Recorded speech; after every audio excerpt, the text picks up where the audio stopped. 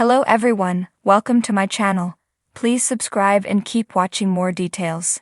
8 Ways Landman is the perfect Yellowstone replacement now Taylor Sheridan's Western is over. Landman has been frequently dubbed as the replacement for Yellowstone, and there are several reasons why Taylor Sheridan's new show is coming for the mantle. Beginning in 2018, the Kevin Costner-led neo-Western quickly skyrocketed to become one of the most popular shows on television. In late 2024, Yellowstone's ending finally came about with the second part of the show's 5th season, concluding the modern tale of the Dutton family without Costner, leading to some of the most mixed reviews the series has had since it started. Regardless of how Yellowstone ended, the series leaves behind a notable void. Netflix has already tried its hand with contemporary westerns, and other streaming services will surely follow in an attempt to fill that vacancy. Several of Taylor Sheridan's TV shows have already begun running on Paramount+, including Yellowstone prequels like 1883 and 1923 and crime series like Tulsa King and Mayor of Kingstown. Nothing has quite reached the same level of popularity, that is, until Landman began its run. A significant component of Yellowstone's success was due to the immense popularity of Kevin Costner, particularly with a certain generation who loved his movies in the late 80s and early 1990s. Billy Bob Thornton doesn't have quite the same level of appeal, but he's an equally enjoyable actor to lead Landman's cast. Not to mention, Tommy Norris and John Dutton have a fair amount in common, as Taylor Sheridan wrote both characters with very similar dialogue. Jon Hamm's Landman character Monty is involved in a shocking turn of events in episode 8 that could have a long-lasting impact on the series. Both Tommy and John are veterans of their industry, and they've been around the block long enough to know how everything works and how to talk to every sort of person. They're both tough men you wouldn't want to mess with, yet they have a tender side when it comes to their families. Most importantly, they're both men who have dedicated their lives to their occupation, and that constantly takes priority over personal happiness or even family. Landman's cast isn't quite as big as Yellowstone's, with the majority of the focus being on Tommy and his direct family members. That being said, family is still a central aspect of the series, with dynamics that are different from those explored in Yellowstone. Tommy's ex-wife is a central character in the series, along with his daughter and son, who are a fair bit younger than the Dutton children. Rather than being at each other's throats like Jamie and Beth Dutton, Cooper and Ainsley have a more juvenile dislike for each other. The family lives of oil patch crews are also explored, with a devastating explosion at the end of episode 1 claiming the lives of 3 men and leaving widows behind. These characters aren't as central to the story, but it's important for Taylor Sheridan showing the variety of people who exist and who are affected by the Permian Basin oil industry.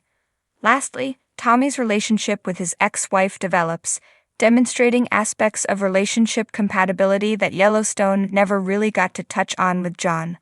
One of the best parts of Yellowstone is the bunkhouse crew. They're the cowboys that do the work on the Yellowstone ranch, all crammed into one living space.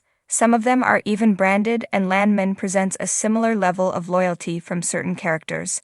The oil patch workers fulfill a similar presence in Landman, at least while Cooper takes part in various crews, offering brotherly banter, trash talk, and a generally similar atmosphere to the bunkhouse characters in Yellowstone.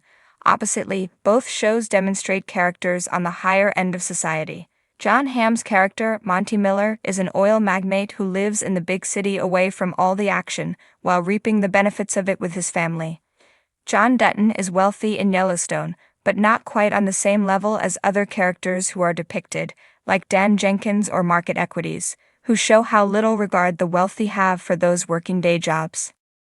Taylor Sheridan's TV shows practically all have one thing in common: they're deeply American shows. Whether it be about the criminal justice system in Mayor of Kingstown or the idea of land in Yellowstone, Sheridan's shows are made to provoke questions about their subjects. Oil is a major world resource, but specifically exploring how it can make or break lives in America is a crucial part of Landman and the arcs of several of the show's main characters. Landman Season 1, Episode 8, is out on Paramount+, and we've got you covered with a breakdown of everything that happens in the packed episode. Notably, Taylor Sheridan never suggests one way or another whether someone like John Dutton or Tommy Norris is right or wrong.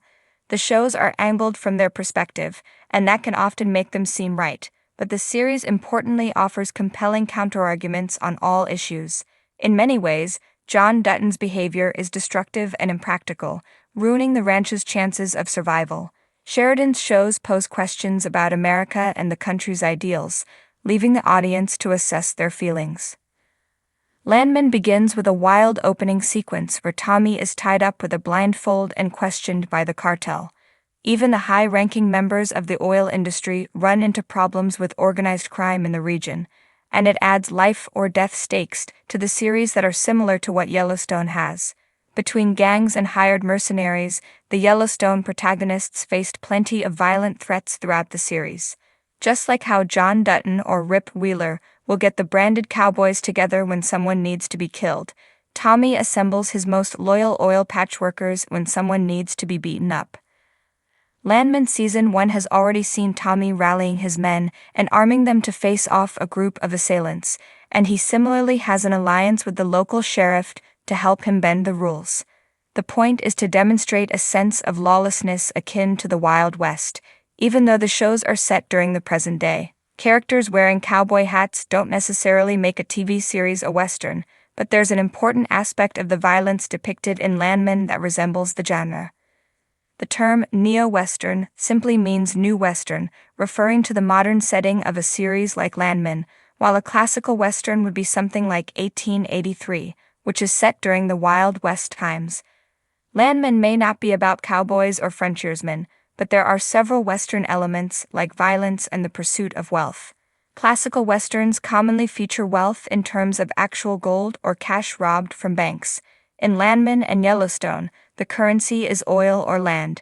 The protagonist is a character forced to use violence to protect or take that currency.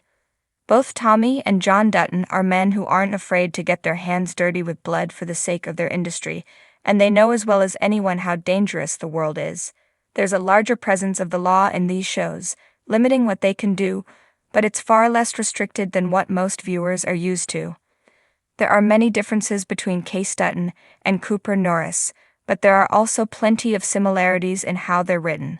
They both fall under the prodigal son archetype, even though John wants Case to run the Yellowstone ranch and Tommy wants Cooper to avoid the oil industry. Their goals are different, but they demonstrate quality and generally kind behavior, though they still often find themselves in trouble of various sorts. Cooper has already been injured twice in Landman, while Case has been in several firefights in Yellowstone. Rebecca Falcone is out for blood in Landman, targeting Cooper. Here's what her motive is and whether she truly believes what she's saying. Cooper's relationship with Ariana also has some similarities to Case's relationship with Monica. Before he's killed, Monica's brother essentially only tolerates Case. There's a sense of hostility toward him as an outsider, similar to how Ariana's friends feel when Cooper starts spending time with her. They aren't nearly as romantically involved as Case and Monica were just yet, but it seems like they're not too dissimilar from what they might have looked like at the beginning. Land is a central theme in both Landman and Yellowstone. The former begins with a scene where Tommy is negotiating the ownership of land with the cartel, and it remains a central discussion throughout. However, beyond being the show's thematic exploration, the atmosphere of the respective regions lends personality in unique ways.